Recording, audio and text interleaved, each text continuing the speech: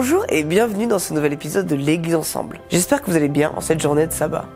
Aujourd'hui, on se retrouve avec Eli Yoldi, qui va nous partager une prédication qui a pour titre « Pardon ».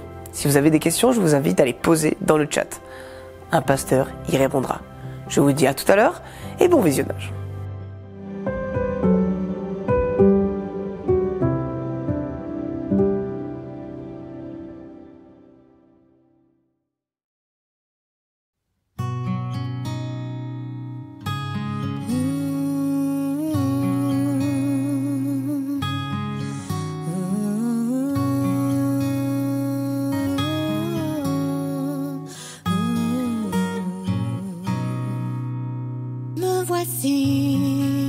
Je ne veux rien demander, me voici.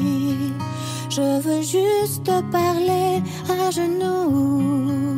Je me tiens devant toi, écoute-moi Seigneur, je suis là. J'ai vécu bien des désillusions, j'ai vaincu. Par ta force, ton pardon, j'ai réalisé que tu m'accompagnais et que tu m'as tout donné. Oui, je veux te remercier simplement pour chacune de tes bontés. En chantant, je ne pouvais imaginer, mais maintenant je peux te remercier.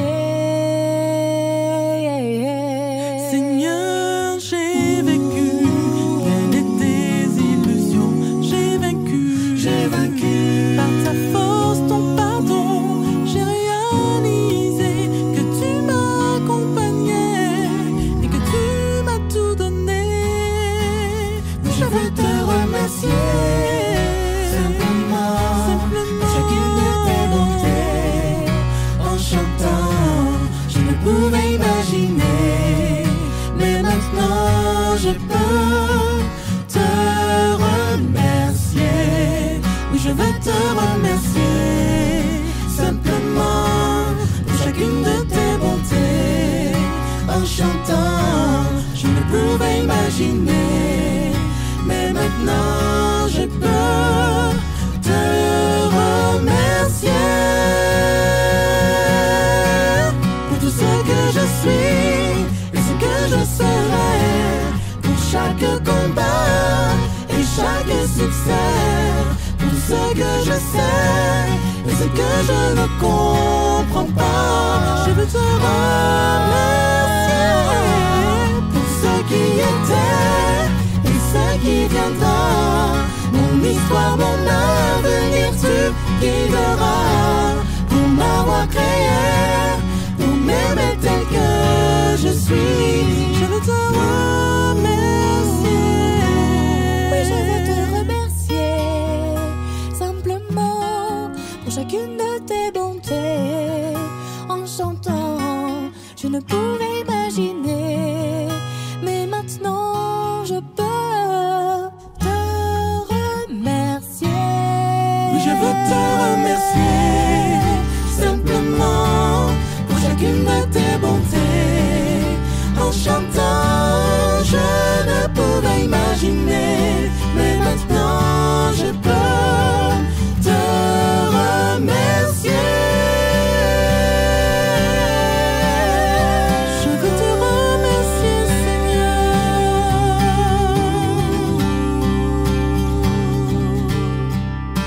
Me voici, Seigneur.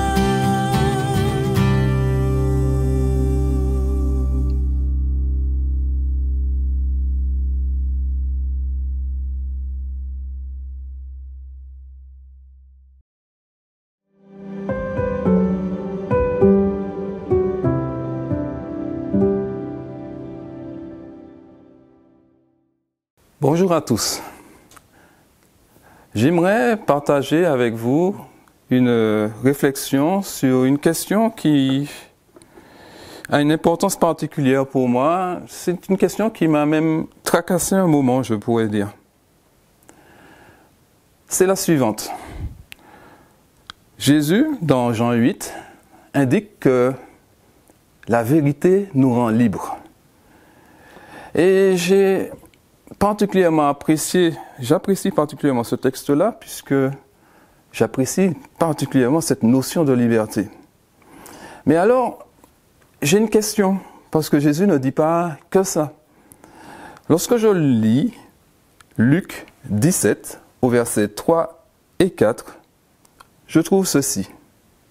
Faites bien attention à vous-même. Si ton frère a péché, reprends-le, et s'il reconnaît ses torts, pardonne-lui. S'il a péché contre toi 7 fois dans une journée, et que 7 fois il revienne vers toi et dise « J'ai eu tort », tu lui pardonneras. Si je suis libre, pourquoi une injonction telle que celle-là? Finalement, suis-je libre si je suis obligé de pardonner? Alors, en me posant cette question, j'ai découvert que le mot traduit par pardonner signifie aussi laisser partir, relâcher, libérer, tirer d'une situation fâcheuse.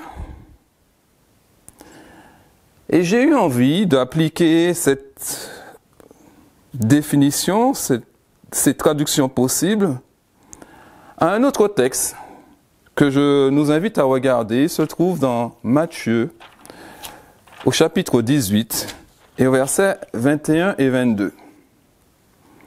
Pierre pose une question que vous connaissez peut-être. Et je vais vous proposer de la lire en y appliquant l'une des traductions précitées ici.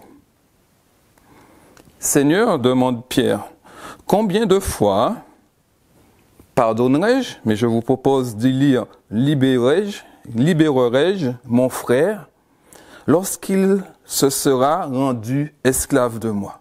Combien de fois libérerai-je mon frère lorsqu'il se sera rendu esclave de moi? Poser la question de cette façon rend peut-être la réponse évidente. Autant de fois que nécessaire. Alors, pourquoi ne voyons-nous pas les choses de cette façon lorsque c'est nous qui sommes offensés?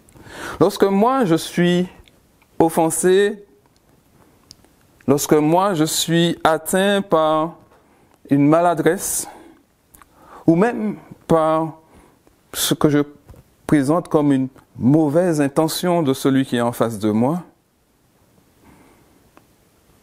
pourquoi ne vois-je pas les choses de cette façon?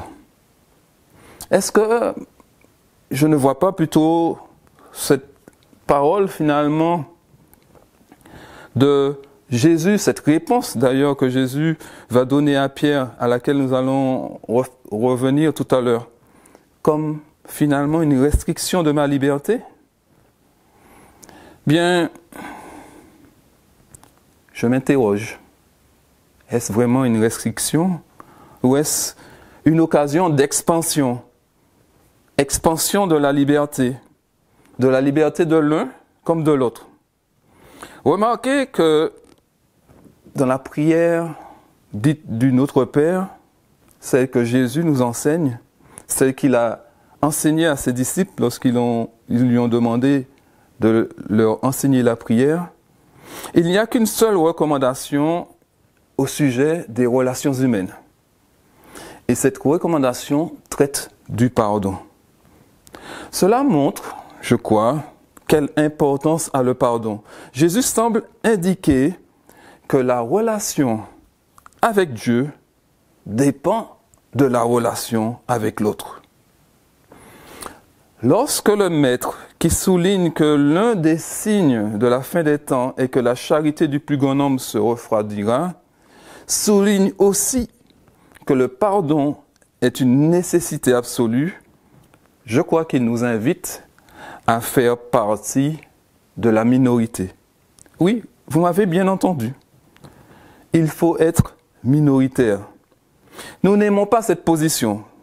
Nous préférons nous rappeler que la majorité l'emporte. Et donc, il est normal que nous préférions être majoritaires, que ce soit pour les élections ou toute autre chose. Nous préférons être du côté de la majorité. Eh bien, chers amis, pour une fois, j'ai envie de vous dire, il est avantageux d'être minoritaire. Pour être dans cette minorité de personnes qui restent dans l'amour, il nous faut donc, et je crois que c'est cela que Jésus veut nous transmettre en nous interpellant sur la notion de pardon, il faut suivre, il est nécessaire de suivre quelques règles. Jésus nous en laisse quelques-unes, ça tombe bien. Voyons comment nous pouvons nous en saisir. Si nous lisons le verset 15 de Matthieu 18, nous trouvons ceci. Si ton frère a péché contre toi, va et reprends-le seul à seul. S'il t'écoute, tu as gagné ton frère. Nous constatons ici, dans ce verset, que les démarches de recherche du pardon, de réconciliation, pourrait-on dire, sont faites par l'offensé. Le pardon se fait donc par don, en deux mots. Il n'y a donc pas de faute d'orthographe sur le titre qui va être affiché, qui est affiché. Nous avons tendance à en faire un système d'indulgence de notre pardon. Vous me direz, non, pas nous. Pas nous. Nous sommes protestants, nous sommes adventistes. Nous ne faisons pas d'indulgence. Et pourtant, lorsque nous attendons que l'offenseur fasse telle ou telle chose pour lui pardonner, ne sommes pas dans cette même réflexion? Lorsque nous sommes dans la démarche de nous dire, il doit payer. Il doit payer quoi? Ne serait-ce pas des indulgences? Il doit payer. Il doit montrer qu'il mérite mon pardon. Il me semble donc que l'une des raisons qui pousse Jésus à nous demander de pardonner est la grande libération que cela apporte à l'autre, à l'offenseur. Mais cela ne se limite pas, en tout cas je ne crois pas, à ce que l'offensé offre à l'offenseur. Je crois que cette libération que Jésus propose agit tout autant dans la vie de la personne offensée. En effet, il n'y a pas meilleur moyen pour donner à d'autres le pouvoir de décider pour nous que de refuser de pardonner. Imaginez, vous vous connectez ce matin pour le temps d'église ensemble. Et lorsque vous regardez dans le chat, le premier nom que vous voyez apparaître, c'est le nom de quelqu'un qui vous a fait du tort, avec qui vous êtes en conflit. Que se passe-t-il? Êtes-vous toujours celui qui décide de son humeur peut-être, de l'attention qui va être portée à la prédication? Non. Ce n'est plus vous qui décidez. Vous n'êtes donc plus libre. Pour retrouver votre liberté, il n'y a qu'une chose qui vous est proposée. Acceptez de pardonner. Ne restez pas au bout de la laisse de l'adversaire de nos âmes. En ce qui concerne l'offensé, le pardon fait une œuvre aussi profonde, et peut-être même plus profonde encore, qu'il ne fait œuvre dans la vie de l'offenseur. L'offensé est à son tour libéré de la culpabilité. Vous me direz, mais si je suis l'offensé, je n'ai pas de culpabilité. C'est vrai. Si on focalise sur une seule situation, on peut se dire qu'il n'y a pas besoin de se sentir coupable. « » Mais si nous regardions nos vies de façon globale, N'y a-t-il pas 1000 raisons de nous sentir coupables? Je crois que c'est là aussi l'une des raisons qui pousse Jésus à nous demander de pardonner. Je crois qu'il sait que nous ne pouvons pas comprendre qu'il nous pardonne si nous ne pardonnons pas aux autres. Nous ne pouvons pas comprendre, nous ne pouvons pas accepter et vivre son pardon si nous ne faisons pas l'expérience déjà entre nous. Tant que nous n'avons pas fait le choix de pardonner gratuitement, nous ne pouvons pas comprendre que nous n'avons rien à faire pour recevoir le pardon de Dieu. C'est cette démarche que Jésus veut insuffler en nous. Ce n'est qu'en entamant cette démarche de pardon offert à l'autre que nous pouvons comprendre pleinement le pardon qui nous est offert à nous par Dieu. Je crois que c'est ce que nous indique l'histoire que Jésus, la parabole que Jésus va raconter pour répondre à la question de Pierre. Ce sont les versets 23 à 35 qui racontent cette histoire. Une histoire que vous connaissez peut-être. Ce serviteur qui a une dette immense auprès de son roi et qui ne peut rembourser, à qui le roi fait grâce. Je vous invite à regarder cette histoire, à la lire de façon plus détaillée. Parce que la suite, et vous la connaissez peut-être aussi, c'est qu'après avoir eu cette grâce de la part de son roi, ce serviteur ne pourra pas vraiment en bénéficier. En tout cas, pas longtemps. Pourquoi? Parce que lui, en sortant, il ne fera pas grâce à son collègue qui ne lui doit que peu de choses finalement, comparé à la dette qui vient de lui être remise. Ce serviteur a reçu cette grâce de son maître, mais il n'en a pas bénéficié, en tout cas pas très longtemps. Et parfois, nous aussi, nous agissons de cette façon. Alors que Dieu me fait grâce à moi, je refuse de faire grâce à mon frère. Je fais parfois mon David. Vous connaissez aussi peut-être cette histoire. Le prophète Nathan vient voir David et lui raconte là aussi une parabole sur cet homme qui est riche et qui n'a comme seul objectif que de prendre la seule brebis du pauvre qui habite dans sa ville.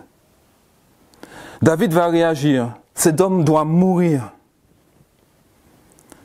Heureusement, Dieu nous dit dans sa parole, cet homme c'est toi, comme l'a fait Nathan auprès de David. Je crois que cette parabole qui vient en réponse à la question de Pierre nous indique que le bénéfice du pardon n'est que dans le partage finalement. L'offensé est comme l'offenseur au bénéfice du pardon. J'espère que nous avons tous la conviction d'être pardonnés par Dieu. Mais je crois que nous ne pouvons en être réellement bénéficiaires que si nous vivons le pardon entre nous. Je crois que c'est pour cela que Dieu nous invite, nous donne ses ordonnances, ses recommandations. Dieu n'est pas en train de nous imposer de pardonner, mais il sait que nous ne pouvons accepter pleinement son pardon que si nous pardonnons aussi aux autres. Nous ne pouvons pas entrer dans la dimension du pardon de Dieu si nous ne rentrons pas dans celle du pardon à l'autre. C'est pourquoi Dieu insiste, il insiste encore pour que nous nous pardonnions mutuellement. J'espère donc aussi que nous avons pu goûter au pardon d'un frère, d'une sœur, lorsque c'est nous qui avons été offenseurs, pardon. Et que nous avons pu goûter, en tout cas donner l'occasion de goûter à nos frères et à nos sœurs, lorsque c'est nous qui avons été offensés. Jacques 2, verset 13, nous dit cela. Si nous avons goûté que l'Éternel est bon, eh bien, propageons cette bonne nouvelle. Alors à nous d'être aussi dans cet échange, dans ce partage. Et j'aimerais que nous lisions ce texte, car le jugement est sans compassion pour qui n'a pas fait preuve de compassion. La compassion triomphe du jugement. Et là, vous pourriez me dire, nous y retournons finalement. Nous revoilà sous contrainte. Pourtant, ces textes sont là non pour nous donner une contrainte supplémentaire, mais pour nous faire don d'un bonheur et d'une liberté qui ne se trouve pas ailleurs. Parfois, nous pouvons nous interroger parce que nous offrons notre pardon et puis que l'offenseur ne le reçoit pas. Nous n'arrivons pas à rétablir la relation. Là encore, le Seigneur nous donne l'exemple. Lorsque nous étions encore pécheurs, nous dit Romains 5, verset 8, Christ est mort pour nous. Ce que Dieu nous demande donc, c'est d'offrir notre pardon comme il l'a fait. Et si la relation ne se rétablit pas comme nous l'espérons, soyons patients. Surtout, respectons la liberté de chacun. Cette liberté que nous venons d'offrir, ne la reprenons pas en souhaitant imposer un rythme ou un mouvement de la part de l'autre. Restons dans la proposition. Et si nous revenons à Matthieu 6, c'est-à-dire le Notre Père, à cette parole où finalement Jésus nous indique cette notion de pardon si importante pour lui, nous trouvons ceci: pardonne-nous nos offenses, comme nous aussi nous pardonnons à ceux qui nous ont offensés. Ce texte semble inverser les rôles. La logique de Dieu est imparable. Alors que pour l'amour, c'est Dieu qui est l'exemple. Aimez-vous comme je vous ai aimé. Pour le pardon, donc dans Matthieu 6, verset 12, c'est nous qui prenons le rôle d'exemple. Pardonne-nous comme nous pardonnons.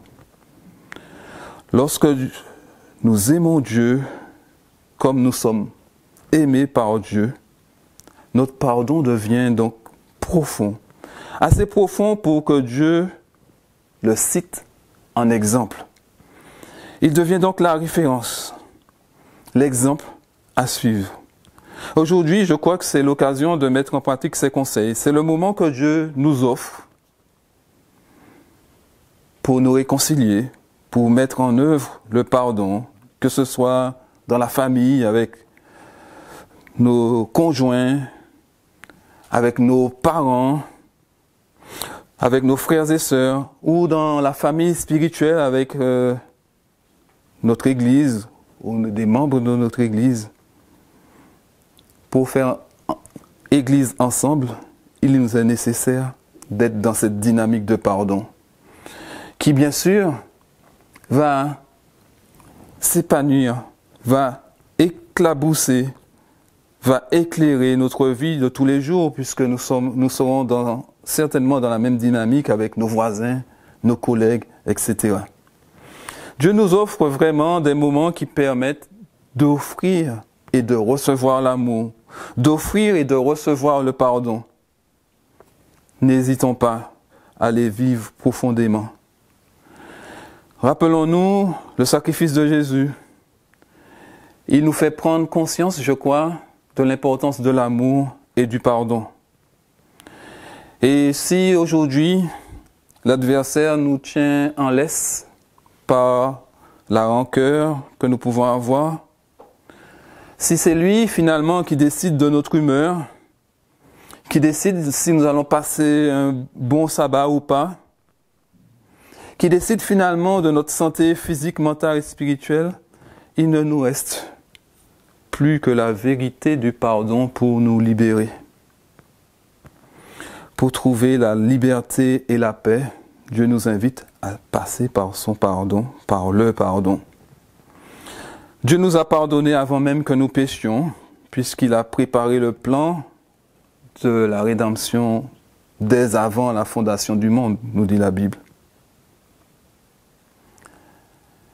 Et dans 1 Pierre 2, verset 3, nous trouvons donc les quelques mots que je voudrais vous présenter en conclusion de ce temps. Si vous avez goûté que le Seigneur est bon, parce que j'ai goûté que le Seigneur est bon, je le donne aussi à goûter aux autres.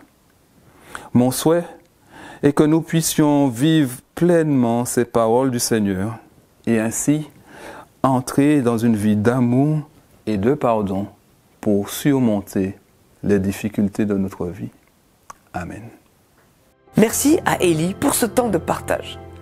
Vous le savez, si vous êtes là depuis longtemps, vous pouvez donner vos offrandes en cliquant dans le lien qui se trouve en description. N'oubliez pas de vous abonner et activer la cloche pour plus de notifications. Je vous dis bon sabbat et à la semaine prochaine.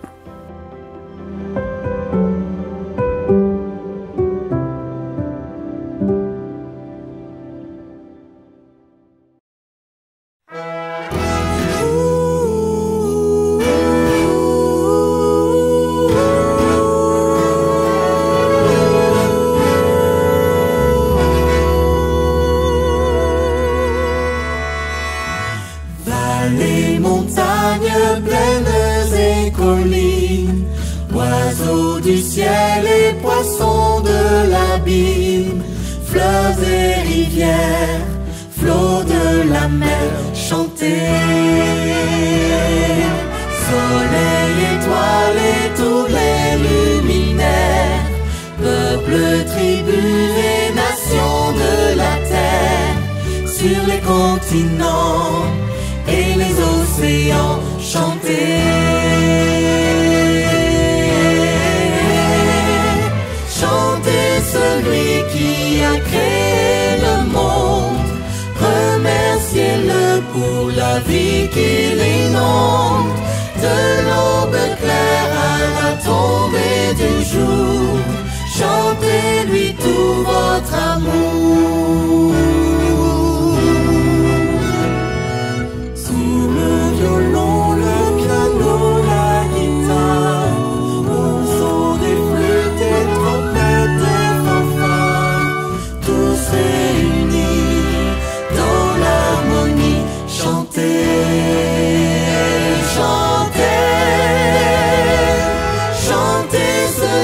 Qui a créé le monde, remerciez-le pour la vie qu'il inonde, de l'aube claire à la tombée du jour, chantez-lui tout votre amour.